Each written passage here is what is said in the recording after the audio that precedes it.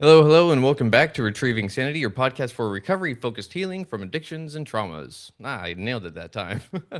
Today, we are welcoming back a friend of the show and a true heavyweight in the world of relationship healing, Dr. Bruce Chalmer.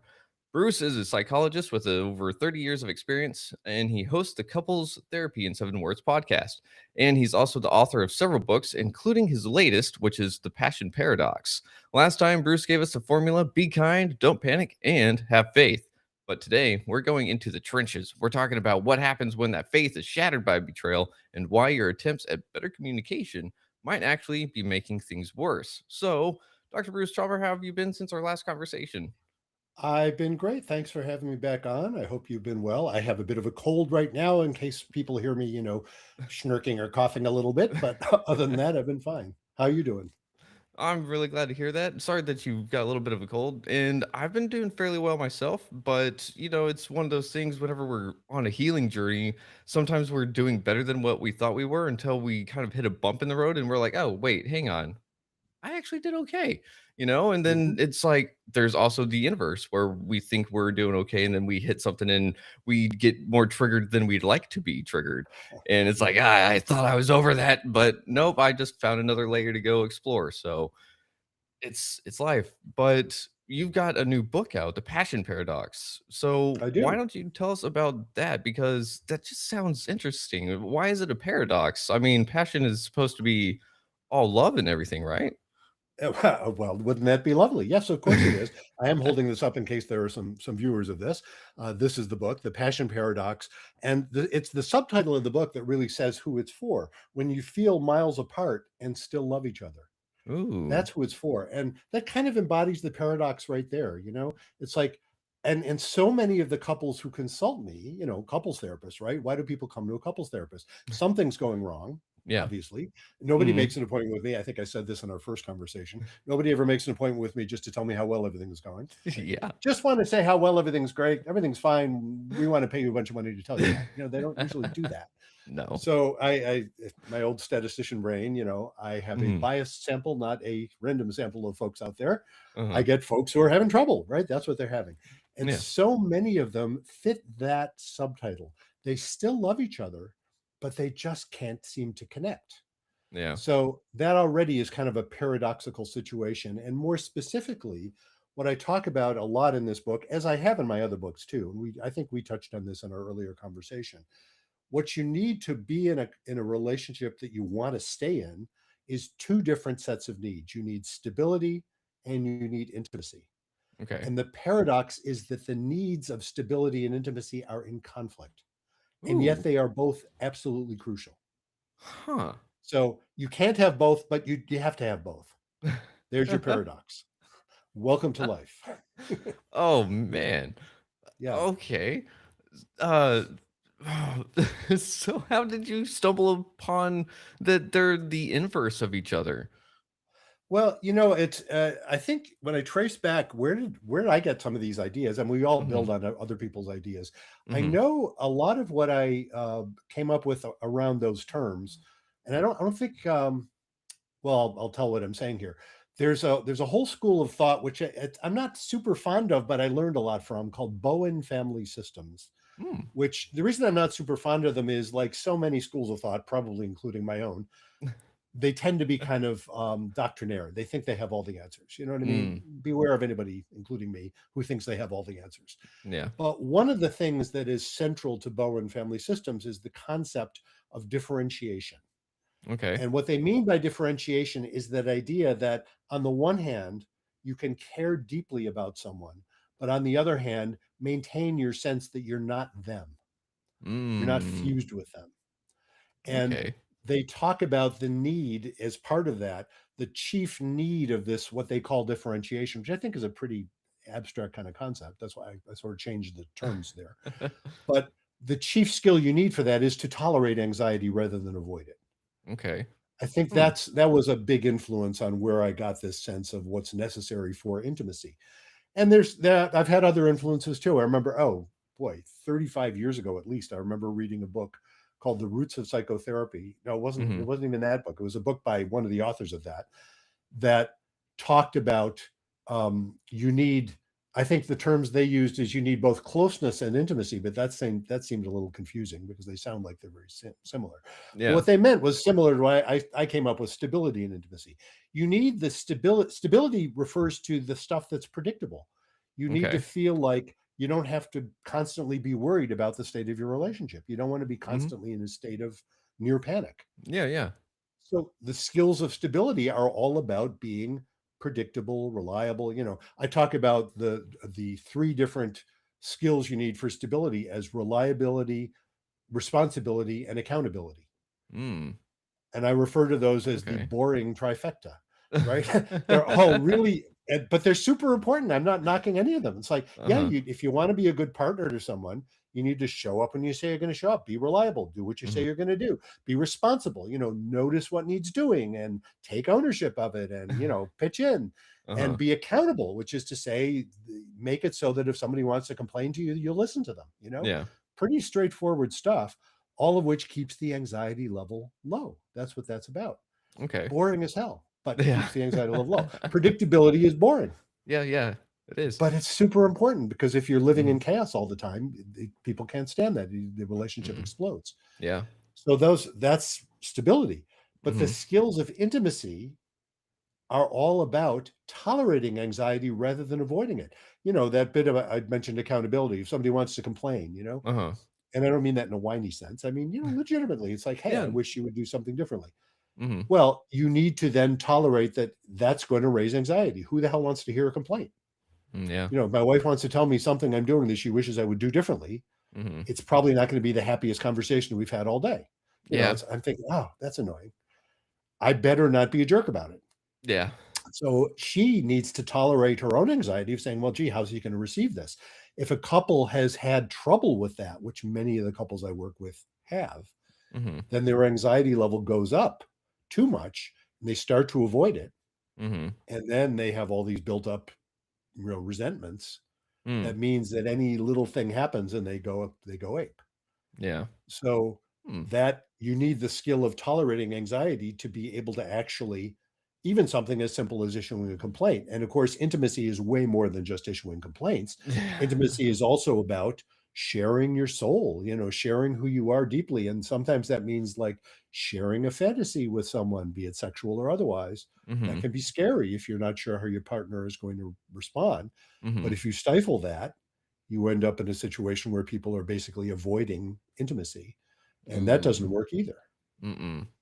So you need them Oof. both, Yeah. and yet they're in conflict. So welcome to Huh. life, as I say. Yeah. Oh man, life is full of paradoxes, and one of the ones that I'm most familiar with myself is probably the 12th step in the AA because it's upon having a spiritual awakening or experience, following these steps, we strive to use these principles in all our affairs. Pretty much, the gist of it is, I gotta give what I got to keep what I got. So if I want Hmm. to stay sober, I got to help other people get sober, in a sense, or rather just make that connection of sorts. But making connection is like giving parts of myself away to someone, but at the same time, I get something back in return. So, or I Hmm. should, and that's kind of where a lot of relationships maybe falter, maybe is because someone's trying too much, maybe, and then the other person just doesn't receive it or notice it, or maybe they're too anxious to act on it. Yeah, I mean, there's all kinds of things that can happen that will you cross the line into, and I use the word panic very broadly. You Okay. cross the line in panic. I just mean Mhm. the anxiety level is such that you can't think, you can't hear, you can't hear your own thoughts, your own mixed feelings. Mhm. And of course, you can't hear your partner's thoughts and mixed feelings. And so you end up not, you end up yelling at each other or shutting down rather than actually hearing what you need to hear. Mhm. And so that's, yeah, that is what happens when the anxiety level gets too high. Mm. And yet the solution isn't to avoid anxiety all the time. It's lovely when Mhm. you can, Yeah. but often the trouble is that leaves a bunch of things then unattended. And if Mhm. they're important enough, they will come up. Okay. When Huh. couples are having the same fight over and over again, Mhm. that's a symptom of lack of intimacy Oh, in that okay. sense. Do you know what I mean? Uh-huh. That's like, gee, there's something going on here that you're missing. Don't know Mhm. what it is yet. You may not be able to figure out immediately, Mhm. But clearly, you're not. I start with the assumption. I'll bet you're not nuts. You're probably not batshit crazy. I start with that assumption. That and that sounds silly, and people Yeah. laugh when I say that. Yeah. But the reason I start with that assumption is that's an assumption of faith that says, look, let's assume we're all not crazy. In Mhm. fact, it's the big three. You're not crazy, you're not evil, and you're not stupid, right? Mm. We are Yeah. all capable of little bits of all of those things. But Mhm. generally speaking, we're all basically sane. Occasionally, we're not all rational all the time, but we're not psychotic usually. Like, Yeah, yeah. rare exceptions. And Mhm. look, it happens. I don't mean to, dismiss serious mental health issues, Mhm. but most of the time, most of us aren't nuts. Most of the time, most of us are basically decent. We do care about trying to be decent. We're not actively trying to hurt other people. We're not getting off on hurting other people. Yeah. Are there such people as sociopaths? Yes, there are, Mhm. but most of us aren't. Yeah. And the third thing is we're not stupid. We're intelligent enough. We all Yeah. have our stupid moments, of course. But we're don't I know it, Yeah. but we're all, we're doing the best we can here. Mhm. We screw up, but we're doing the best we can. And so if you look at it from that perspective, then why would we avoid anxiety? It's not a crazy thing to do, Mhm. but of course it has as I say, you keep having the same fight over and over again. There's probably something you haven't been able to get to yet. Mm. And if you can get there, that it's often scary to get there because you might discover it's scarier than you thought. It's like, oh shit, that's what's going on here. Ooh, Mhm. I'm not sure it's going to work. Yeah. But sometimes that oh shit moment is, oh shit, that's what's going on here. Wow, Mhm. maybe we can make a go. Now that I recognize that, we don't have to fight about this. Maybe we can figure this out. Ooh. Yeah. Yeah, those are nice moments when that happens. Yeah, so an epiphany doesn't necessarily have to be like, "Ah, eureka, I found it." It can be, "Oh shit." All right, well, it's a moment of clarity, and clarity is really what kind of I think a lot of us are looking for whenever it comes Yes. to life because it's it's weird. Like we like to know where to go, but if we can't see where we're going, it's kind of not it's almost pointless, right? Because Yeah. Yeah. if we don't have an end goal, then it's what's the point? Well, what it feels, I think that moment, those moments of clarity you're talking about, you feel alive. Mhm. That's what intimacy feels like. It's scary Mm. sometimes, but it's Yeah. alive. The reason I said the skills of stability are fundamentally boring, it's not that they're bad, they're really Yeah. important. Mm. But if that's all you have, you don't really feel alive. If everything is totally predictable, nobody reads a novel about something where the characters are completely predictable and completely reliable. No. There's no novel there. No. There's nothing interesting. There's Mm. no life there because Mhm. real life presents things that are challenges. And if it didn't, it wouldn't work. You know, Yeah. what good would it be to live a life where there's nothing that ever challenges you? Most Mhm. of us would find that just painfully boring. Mhm. Isn't that kind of the premise of Fight Club? Like the beginning of it? I guess so. I never saw the whole movie, but I know the basic. The first rule of Fight Club is you don't talk about Fight Club or something like Ah, that, right? shit. Yeah. But no, that I think that is exactly it. Yeah. I think it's and lots of literature and movies are about that. Mhm. It's like, yeah, people aren't just going to sit there and do nothing. You get challenged by something, even if you're thinking, wow, this is scary or Mhm. this is wrong or whatever. But Mhm. there's a pull Mhm. because you want to feel alive. Living Mm. things want to grow. It's really Mhm. about growth. Okay. So here's a question. Whenever I first came across this quandary, I was a little confused, but also had a little bit of an oh shit moment myself. And it was that I'm always trying to avoid conflict. That was one of the things that drove me into addiction and trying to not self advocate necessarily. I wasn't able to complain or let my needs be known in like growing up. And so I technically carried that into a lot of relationships. And I still have Mhm. struggles with that because it's like I don't want to upset my partner, you know? I don't want to let my needs be known because if it's something small that I can take care of, I can just, you know, put it aside.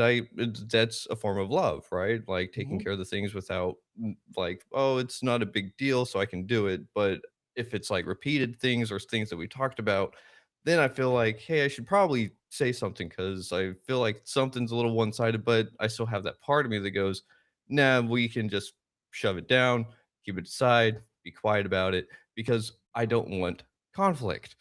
mhm, And someone told me that in life, life is just conflict. Like there's no getting away from conflict in life mhm. because just breathing can be conflict if you think about it. So, how do we reconcile that with ourselves if we don't want Yeah, to deal with conflict, but we need conflict? We have to have a little bit of like not butting of heads, but feeling alive, right? yeah, yeah. I think you've been describing the paradox. Mm. Because every both of those things are true. You're sitting there and you're saying you don't like upsetting your partner. So what am I thinking? I'm thinking, "Oh, this guy's not an asshole," Yeah. right? If you were sitting there saying, "Oh, I really like upsetting my partner," I'm thinking, "Oh my god, don't try to be in a relationship with this guy because he's an asshole," right? But you're not. So that's not bad, that's good, right? Uh-huh. If you do that to excess, then you're gonna start to feel yourself that, "Wait a minute, I'm not sure I'm in this," or Mhm. what's going on here? You both of those things, you have those conflicting needs. It's not bizarre to want to avoid conflict. It's Mm. also problematic if that's all you do is avoid conflict. I wouldn't go Mm. so far as to say life is only conflict, because that sounds kind of cynical. It's like, well, Yeah. shit, life's a bitch and then you die. No, I take a slightly better view than that. But life does include conflict. You can't avoid it, and it's generative. That's the Mm. part that I like to recognize. It's Ooh. uncomfortable, but conflict often leads to something better. Now, I'm not talking about horrible, violent conflict. Even war, apparently, if you look at it, Mhm. I wish we could avoid it, but apparently Mhm. we can't always. If you look at No. human history, we don't seem to always be able to avoid it, do we? No. So, and there are circumstances. I'm not a total pacifist myself. There are Mhm. circumstances I would say that violence is justified. Yeah. Not a lot. Yeah. Not nearly as much as some people Not a are lot. saying. Yeah. Not a lot. And it's very extreme, but still not zero. It's like, yeah, there's got to be room for all of this. We have to figure this out. Mhm. So the fact of those conflicting feelings you're having, I think that's the point. Mm. It's like, no, you can't avoid the conflict. There's the Mm. paradox. It's Huh. like you're kind of stuck with the conflict. To be alive is it's to experience that conflict. Now, I don't claim, some people say, well, then you have to find a balance. And to Mhm. me, that's just avoiding the paradox. It's not so much a balance. It's like, nope, it's recognizing the contradiction. One of the things I wrote about in this most recent book, I love making these sort of absurdly highfalutin claims. I say, well, here's the most important skill you'll ever learn. Ooh. A little Okay. bit of dramatic hyperbole there, right? Yeah. The most important skill you'll ever learn, and what I claim the most important skill you'll ever learn is the ability to accept contradictory truths. Mm. And what we were Mm. just talking about is a really great example. You Okay. should absolutely avoid conflict with your partner. You shouldn't be, you don't want to you don't want to make your partner uncomfortable or yourself. And Mhm. by the way, if you do that, that won't work. Yeah. So, in other words, yes, you should do it, but no, you shouldn't do it. Any Uh. questions? You know, you have to live with that contradiction. And Uh-huh. does that give you a rule about when you should and when you shouldn't? No. Mm. When you were talking about it, it was so interesting. This is how I think too. Okay, if there's something small I'm wishing from my partner, but it's small, I really don't need it, then why should I Mhm. bother her with it? Yeah. And that's a logical statement. There's nothing wrong with that. Yeah. But if that's all I ever did, something wouldn't work. I'd start Mhm. feeling some resentment, or I'd be hiding something. Mm. So does that mean every little thing I ever care about I should complain about constantly? No, that doesn't Mhm. work. Does that mean you should never complain about anything? No, that doesn't work either. Well, then how often should I complain? Beats the shit out of me. You're just going to have to figure it out. Uh-huh. Life is more complex than simple rules. Mhm. And Yeah. there's another paradox, and we do what you said this too. We do want clarity, but we're Mhm. never going to have it perfectly. Mhm. And to accept that, that's I. that word faith that I use, and you mentioned the 7 words, be kind, don't panic, and have faith. Uh-huh. That word faith is all about accepting that paradox and saying it's not just about accepting it and saying, "Oh shit, that's awful." No, it's the opposite of that. It's like Mm. saying, "Wow, that's amazing. That's Mhm. right. That's how it's supposed to be." Yeah. We're never going to have perfect clarity. There's something beautiful about that. Mhm. We Yeah. don't, we're not God. Mhm. Whatever God means, it Uh-huh. ain't you and me. It's Yeah. all of us together, but it ain't you and me. So no one of us will ever have a perfect view of exactly what the right thing is to do in any given circumstance. And there's Mhm. something beautiful about that. Yeah. The something beautiful is what I mean by faith. The Mm. accepting the rightness of that. Ooh, okay. Oh, I love that because you're right. There is something beautiful about not having perfect clarity because it's kind of like, oh, let's say playing a video game, for example. If you play a video game and you get all the way through it, either next step is you try to find the secret ending, so you have to do different things or so on and so forth. But after a point, you know the end of the game. It's boring. Like you said, it's Yeah, there's predictable. no game. Right. Yeah. There's no game there. If you've got all the answers, you've stopped Hmm. playing the game. Yeah. There is no game. Some would say, and this is kind of a whimsical view, but this some very traditional religious sources would be saying that's Hmm. kind of what God's about. Why would God create us with the capacity to do evil as well as good? Hmm. There'd be no game. Yeah. Without that, there's no video game. Yeah. We're all characters in God's video game. That's a way of viewing the universe, I suppose. Yeah. And I mean, you're so right though about the conflict being generative. And I think that that's the hard part too, right? Because it's so much easier to destroy things. It's so much easier to deconstruct things, but it's really hard to build stuff up. It's really hard to put intention and energy behind what we say and do because a lot of the times whenever say I get super triggered or something, I just had this reminder not too long ago that whenever someone gets triggered, they act the age that the wound was created. And I'm like, Mm, oh, that would explain a lot about me and some of my triggers, because it's like, why do I clam up? Because I learned easily that I can sacrifice myself by pleasing others, by mm, doing what they want. And so it's really hard to create relationships, I think, whenever kind of like you were saying, if someone is just self-sacrificing or maybe not advocating for their needs because and that was kind of what happened this morning was we had a conversation and it wasn't the best one, but the thing is that it was because I hadn't self-advocated before, and mm, she had even said that anytime something happens, I always flip it back to it's my fault that I've either upset her or it's my fault that things go wrong, this, that, and another. And I'm like, it just goes back to early on wounds that I'm like, like I'm trying to get past them, but it's weird uh-huh. because it's kind of like I equated it to, like, being a spider that just molted, like, just going to be more sensitive to everything at first, getting reacquainted with my new nervous system, getting back to where it should have been this whole time, I guess, and trying to do the maturity thing of, like, catching it up since, addiction and substance use will sit there and stunt your brain. It's kinda Hmm. like you've got to catch up, and Yeah. trying to catch up in a society where it's all go, go, go, go, go, you should already have the answers, really sucks. Yes, it does. And the nice thing, and that one of the reasons that the whole concept of faith, Mhm, what I offer to folks who work with me, what I think, and this is just a broad statement, what I think therapy offers when it works, and this is anybody, mhm. one way of saying it is faith. It offers that sense of, you're not crazy to be working on this. You mentioned addiction, and I think that's such a great example. What you were describing, what I'm hearing is such a great description as to why addiction isn't crazy. It is rarely crazy, right? If you think Yeah, about it. No, it serves a function. If mhm, you are overwhelmed with anxiety, most substances are or and other behaviors are there to lower it to zone you out, right? That's mhm, perfect. yep, People get addicted because it works, not because it doesn't. yeah, So it's not nuts. Mhm. I think No. if I was listening to our earlier conversation before, I think I mentioned this before then too. I remember hearing a 12-step person describing a speech they had heard at a 12-step meeting from some person who was well known in the 12-step movement. I don't know who Uh-huh. the person was, but then it was anonymous, so that would kind of make sense, wouldn't it? But he was saying the best thing I ever did was give up drinking. Well, no surprise there. The Mhm. second best thing I ever did was start drinking. What? Yeah. You ended up an alcoholic. Well, yeah, but it wasn't crazy.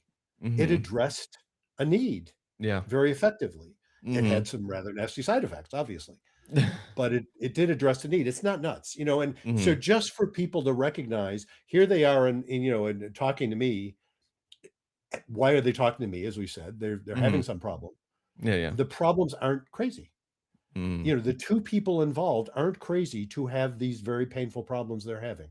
Mhm. Rarely. Every once in a blue moon, in 30 years, a handful of couples, the problem is one of them's nuts. Mm. It's like, "Oh my god, you're schizophrenic. You're having a psychotic break, or you're having a Uh-huh. manic episode right now, or something." I mean, it's Mhm. rare, but it happens.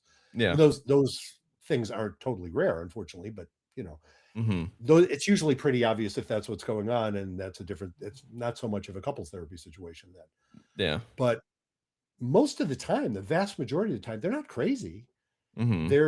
People cheat. It's morally wrong. I have no doubt about that. And when Mhm. folks are talking to me, they rarely are saying, no, it's not morally wrong. They already recognize that. So Yeah. why would a person who's basically decent do something so painful and so hurtful? Mm. Well, there's a context. I'm not trying to justify Yeah. it morally, but I'm just saying, well, we better look at the context. What were you Mhm. thinking? What was going on? Yeah. What was the state of your relationship? Not to blame the victim, but what was the state of your relationship? Mhm. Probably something was going on that made you vulnerable to that. And Ooh. if you could both understand that, it'll help. Yeah.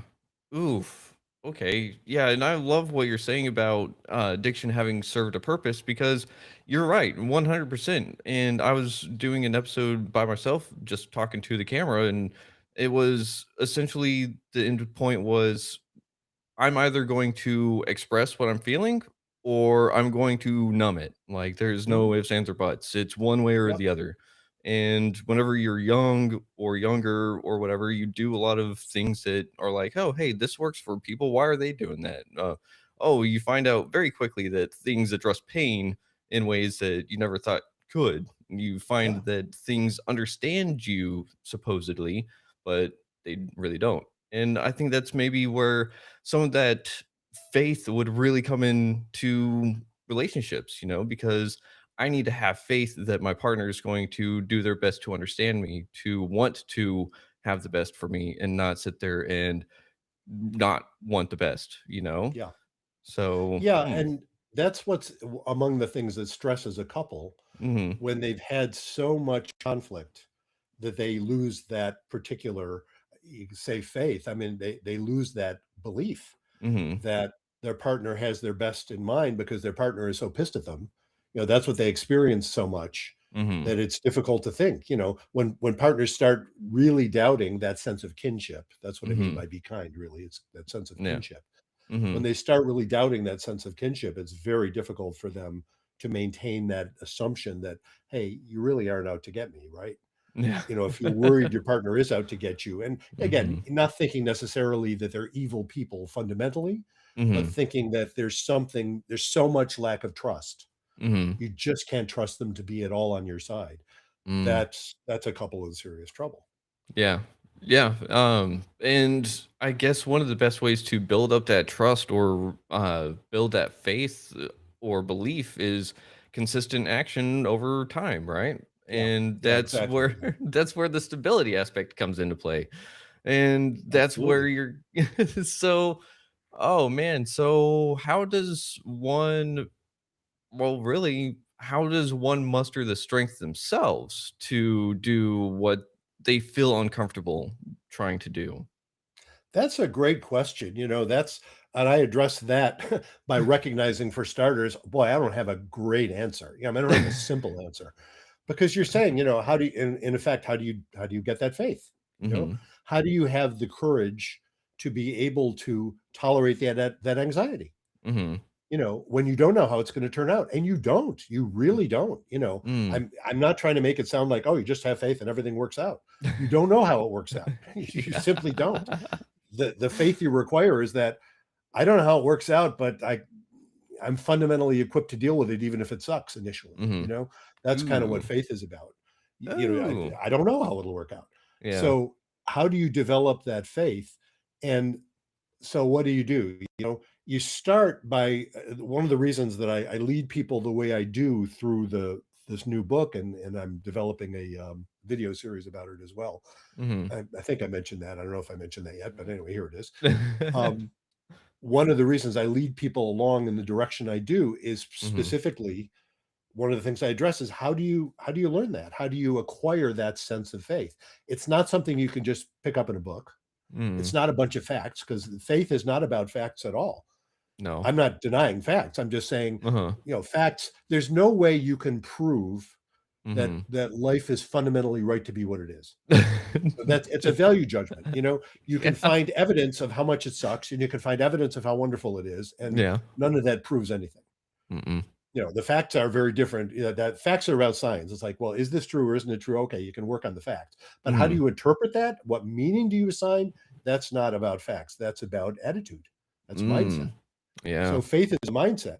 How do you acquire that? Well, what I claim is you acquire it by being around teachers of it.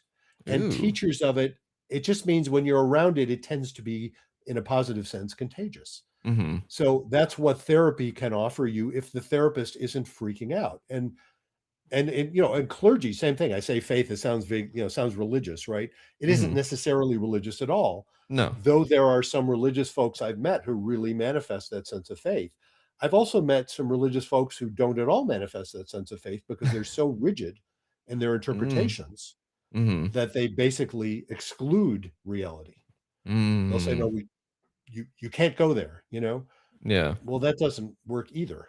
So, Mhm. the sort of religious folks who will tell a woman who's being abused to go back to her husband and submit herself because that's what it says to do in the Bible. Yeah, That no. I mean, that's not faith at all. That's No. in my mind, that's the opposite of faith. Yeah, no. So, but if you find people, and again, it's not only people like clergy or people like therapists, it's when you start to recognize it, you'll notice it in certain friends you have. You'll notice it. What I like to point out is you might notice it in newborn babies and dogs and horses, that you'll start to see these beings that are just conveying the sense that life is right to be what it is. They're just there. That's what I Huh. think about newborn babies a lot. And it's Uh-huh. hard if they're colicky or something like that. But I'm a sucker for newborn babies. When I had grandchildren, it's like, oh my, I mean, I remember it from when I had children. And then with grandchildren, it's like, grandchildren are great. If your kids are functional, God Uh-huh. willing, if your kids are functional, grandchildren are amazing because you get the fun parts without having to deal with the hard stuff. It's like mostly the parents are changing the diapers, and you just get the fun stuff. Uh-huh. Spoken as a grandfather, I suppose. um, but that phenomenon of acquiring faith by being around people who manifest it, you have to learn to recognize it yourself. Mm. And of course, the other thing is, as I say, the reason I lead people in this direction, you have to learn to recognize it, which means you have to choose it. You have to understand, oh, this is probably a good idea to choose this mindset and then practice it. It's a Hmm. skill, not a knowledge. You know what I mean? It's not Mhm. like, oh, I have to learn the facts. No, it's not about the facts. It's a skill you Uh-huh. have to practice. Ooh. And the more you practice it, then the more you can notice it. Uh-huh. An example of this a lot of people are familiar with, What's that? gratitude journals. You ever Oh, ever do a yeah. gratitude journal thing? Uh-huh. That's a great example of a practice that helps you with it, because what a gratitude journal is all about is recognizing those little things. Mhm. We can all be grateful for the big things. And I'm not knocking that. Yeah. But it's useful to be grateful for little tiny things. It's like, oh, it hadn't even occurred to me to think what a little moment of grace that is. Mhm. One of my favorite examples of that, there's a particular street in the town I live in where there's a sidewalk and a bike path, and it's Mhm. fairly wide. And then there are cars that have to pull out across the sidewalk to be able to see if they can pull out into traffic. So what Mm. is that set up? Well, you're walking along the sidewalk, there's a car sitting there. Mhm. And not all the time, but very often, Someone will see me coming on the sidewalk, a Mhm. pedestrian, they will back up to let me go. Oh, wow. They don't have to do that, though they should, frankly. That is what you're supposed to do.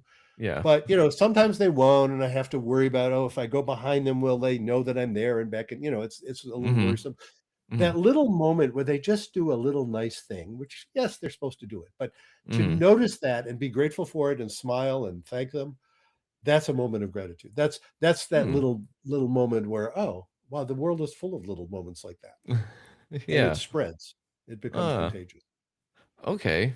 I love that because you're kind of hitting on something that I was wanting to ask about, and that was, I heard recently that we develop a lot of our mindset or beliefs and other things like that based on our culture that we're raised up in.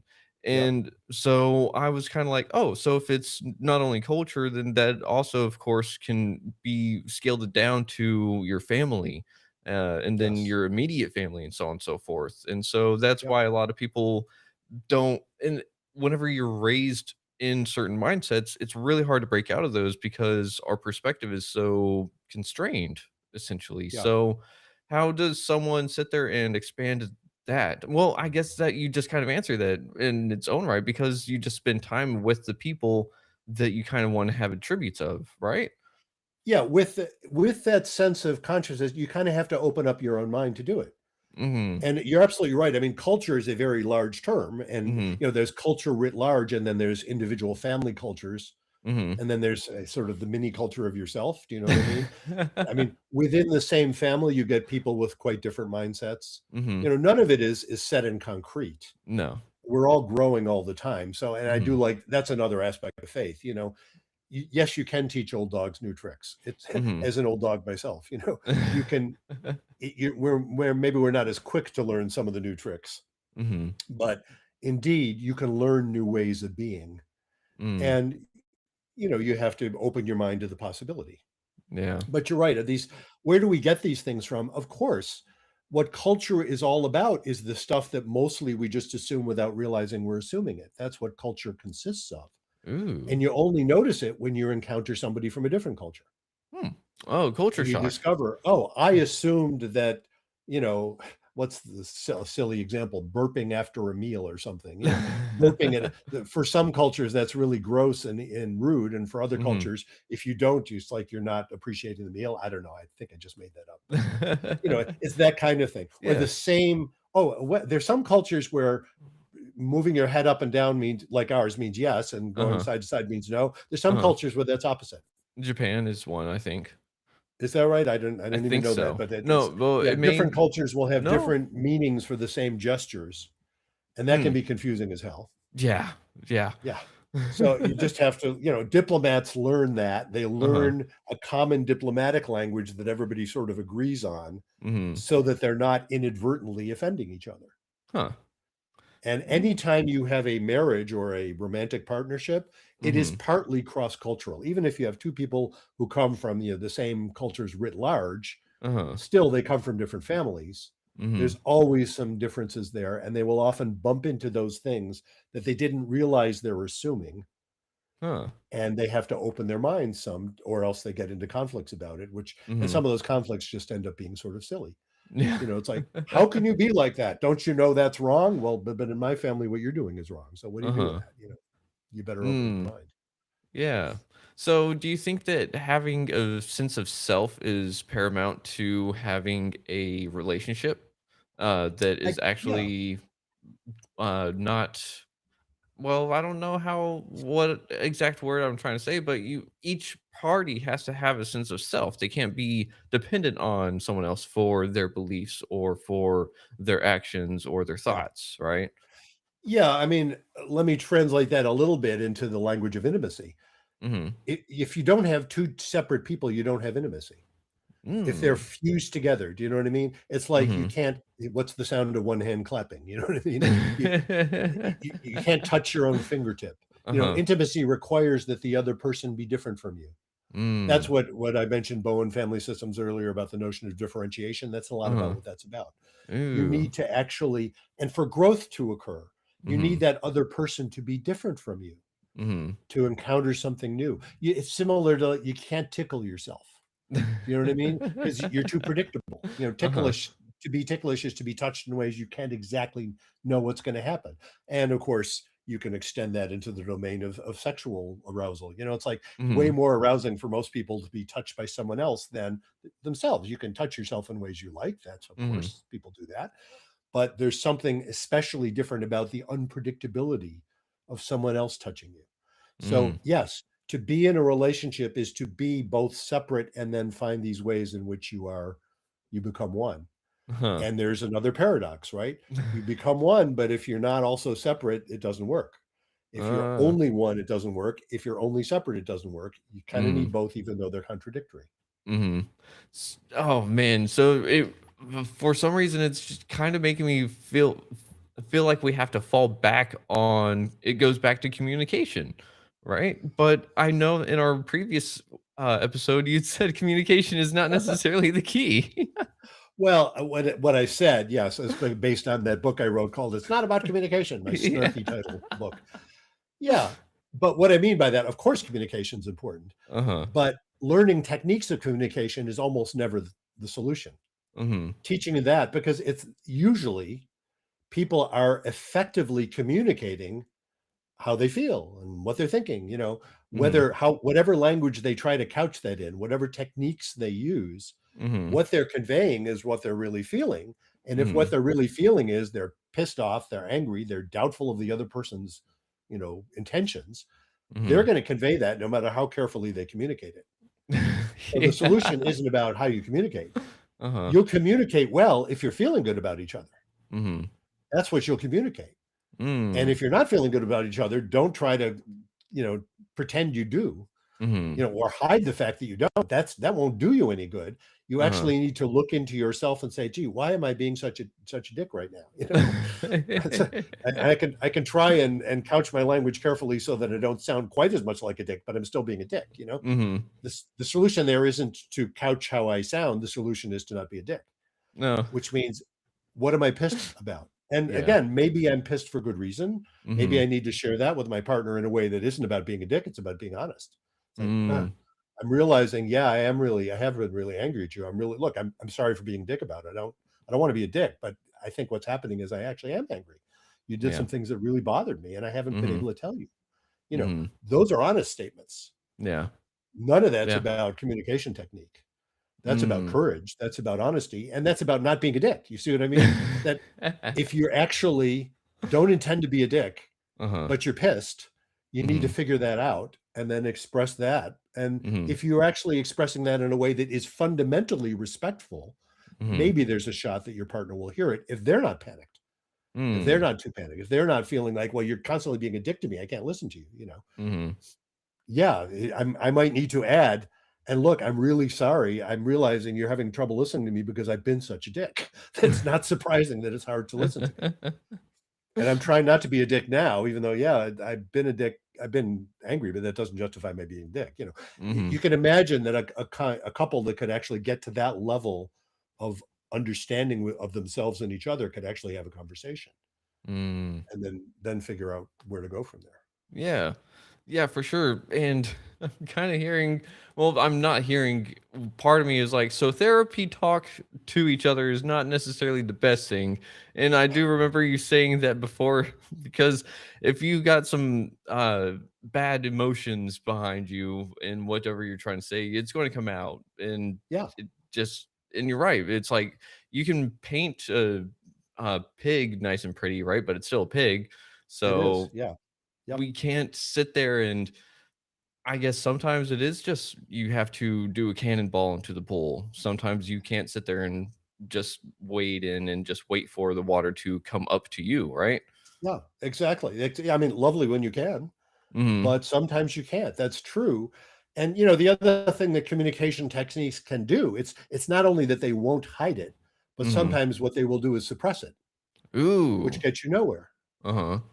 Oh So it's like, yeah. and I think I mentioned in our Huh. last conversation, I had just seen when we talked. This was back in the summer, I think. Whenever it was we talked, it was a while ago, Mhm. and I had just seen this very funny send up of therapy speak. Uh-huh. that a particular couple in this particular miniseries was doing, and I recognized it. It's like, yep, you learn these techniques and you shift into therapy mode with each other, and neither one of them is actually saying how they feel, because that's too dangerous. So Uh-huh. they're mouthing these ideas, but they're getting nowhere, Mm. and they're still feeling equally isolated. Mhm. It doesn't get you, and it's worse than not getting anywhere. It's worse because it makes you think like you're doing something when you're actually avoiding doing something. You know what it's Mm. akin to? Huh. I've encountered this, and certainly folks in the 12-step world will probably recognize this. I've Over the years, I've had clients who are actively using something, and they just need to be able to tell their prescriber that they're in therapy, Mhm. so they can keep getting the opiate prescribed. Mhm. It's basically, it's worse. Not only am I not helping them, I'm actually making it worse. I'm Mhm. actually facilitating their problem. Mm. And so, Hmm. therapy speak can have the effect of not only not solving your problem, but actually making it worse. Huh. Wow. Okay. Bummer. Yeah, that is a bummer. So, Yes. but With the it, best of intentions, right? yeah. It's I'm not trying to say that my fellow therapists that teach that stuff mean ill. They mean Uh-huh. well. Yeah, yeah. It sounds kind of condescending to say that, but I'll risk it. No. It's like, yeah, they mean well, but it's bullshit. Yeah, and that's kind of the thing though, right? Like it takes a certain level of self-awareness to be able to use therapy talk without diving into protective shield mode, right?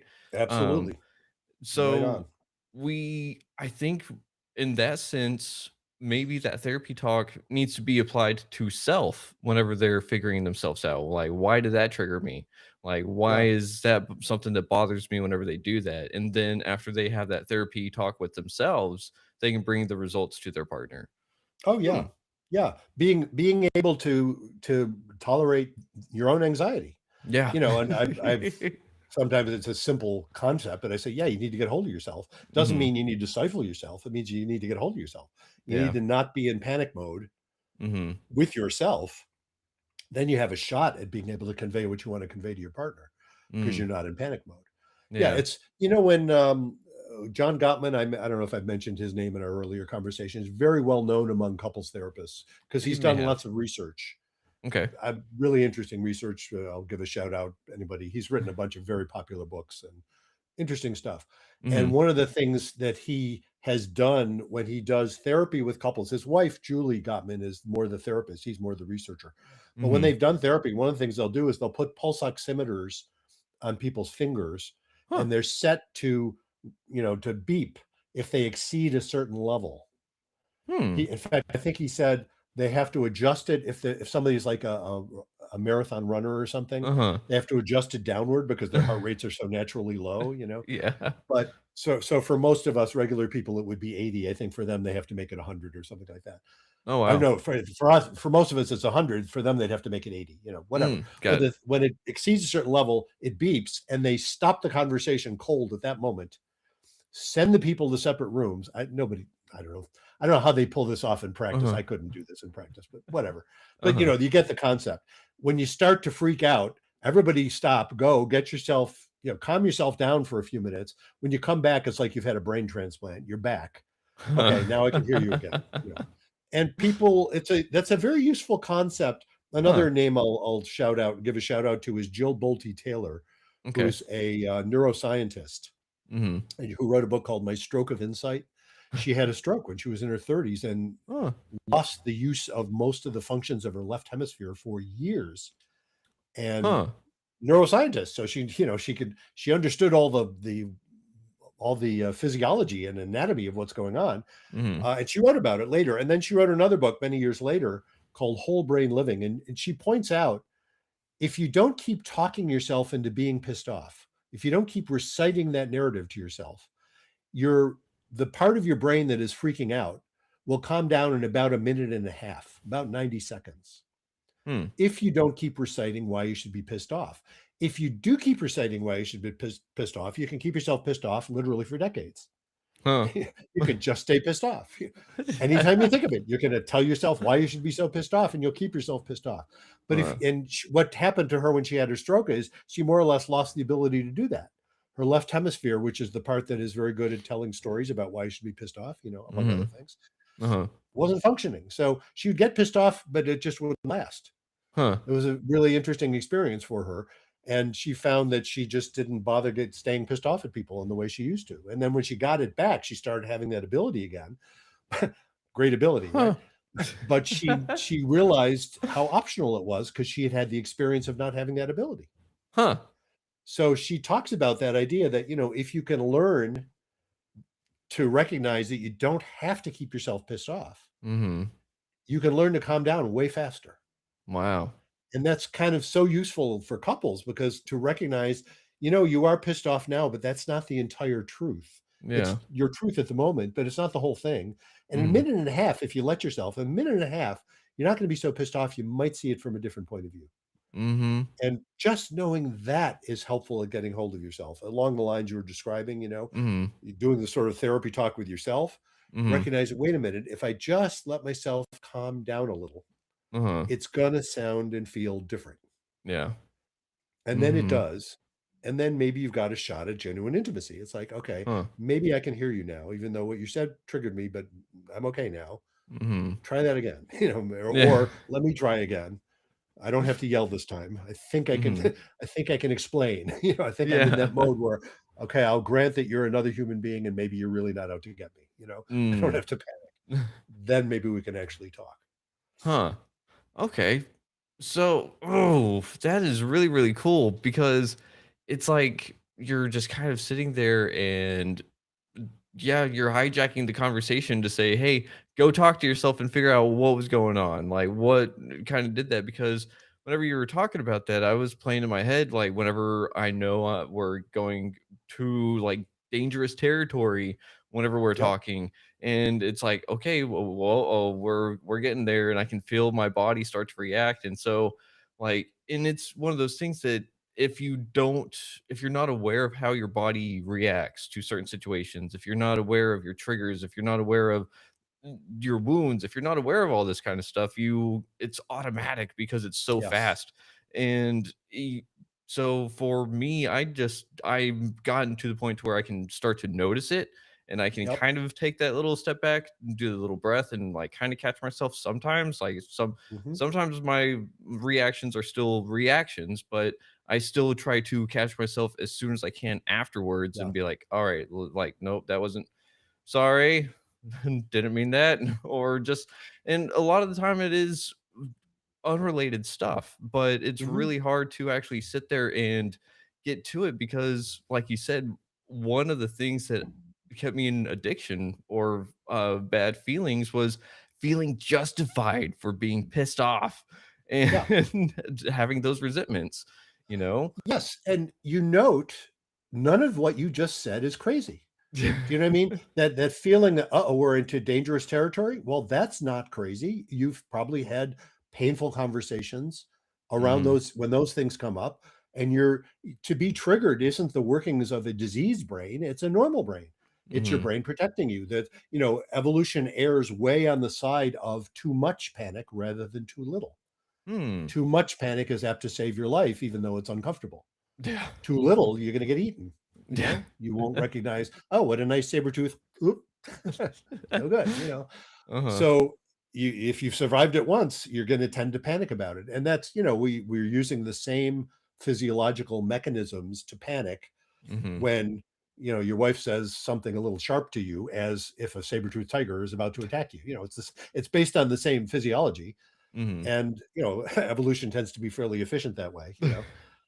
So Yeah. we tend to freak out more than not. And exactly what you described, the more you are able to recognize that process, then then you got a shot. And it's measured in milliseconds, Mhm, because for good evolutionary reason, it does feel automatic. mhm. If you're triggered, that's the whole idea. Panic is supposed to be really fast. Yeah. If you're able to recognize that you're not actually in the kind of danger your brain is starting to worry about, if Mhm. that's true, it has to be true, right? But in most Yeah. conversations, that is true. It's Uh-huh, not that dangerous. uh-huh. And I don't mean to trivialize, the pain of relationships, Mhm, but it's usually not that you're about to be devoured. So if you can recognize that enough, you have a shot at intervening, and your brain will learn over time, well, this is uncomfortable, but it's not that dangerous. Mm, Like, and you start feeling like, oh, this is that territory where it's a little scary, but it's not mhm, that scary. I don't have to yeah, panic about it. I can still mhm, think, you can tolerate that anxiety as opposed to mhm, have to avoid it. And again, then you don't need a substance. yeah, And then you can actually relate to another human being who actually has concerns of her own. Go figure. yeah. You know. Yeah, it kind of makes me think of a roller coaster for some reason, because a lot of people like even for some reason roller coasters and video games, even though you know what a roller coaster is going to do, you still get on it because it's just so thrilling every time. Yeah. Yeah, of course. Well, it is thrilling, and, the Mhm. opposite of that is boring. Yeah. Yeah, nobody gets on a roller coaster that is just, well, unless you're about 3 years old and everything is incredible. Yeah. The It's l it right, little experiencing kids like life. to get on the choo-choo train even if it's not a roller coaster, Uh-huh. but when you get older, it's like, "No, that's you already know that." You Mhm. don't want to encounter what you already know all the time. Mhm. On the one hand, it's comforting, Uh-huh. up to a point, but if that's all you ever get, it doesn't feel alive. So yeah, that's what Mhm. roller coasters are and horror movies, that's what they're Yeah. all about.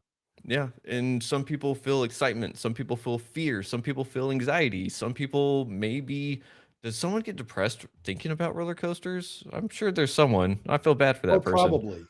Yeah. Mm, I mean, look, I happen to not like roller coasters. uh, I think there's fair. probably I mean, I did when I was really little, Mhm. but I think there's just variation. There's probably some genetics involved in that. How much are people into that kind of thrill ride type, Mhm. literal thrill rides?